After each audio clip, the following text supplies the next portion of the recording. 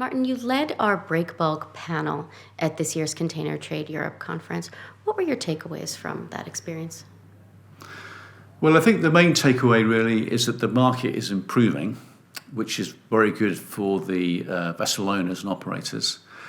So the trade has been improving a bit, and the fleet is growing at a very slow pace. In fact, it's stagnating at the moment, as the larger project cargo vessels fleet, that's growing a bit. There's more investment there, but in the simple fleet where there's minimal lift capacity, if any at all, the fleet is declining. So the net effect is that the fleet is stagnant at the moment. So therefore, the effect of that is that charter rates are rising and have been for the last couple of years, and are expected to continue rising.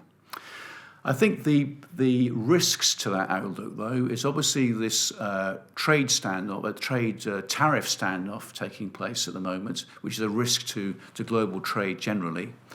There is a concern also over the level of the oil price, or there has been at least until this last weekend, because the prices have been falling and falling below a critical level where you'd expect to see more investment then in the petrochemical industry, both downstream and upstream, which obviously is a key facilitator of project cargo activity supporting many of those new infrastructure development projects. The other thing that was discussed at great length really was what would be the impact of the IMO 2020 regulations coming into force next year, and what that would mean to the cost of shipping for the cargo owners. And there is a clear recognition of the differential now between the cost of low sulfur fuel and the traditional bunker fuel, which will lead to that hike.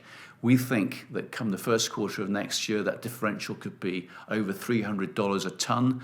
That will clearly then feed into bunker costs for the operators, and through the rates into the contract of affreightment rates.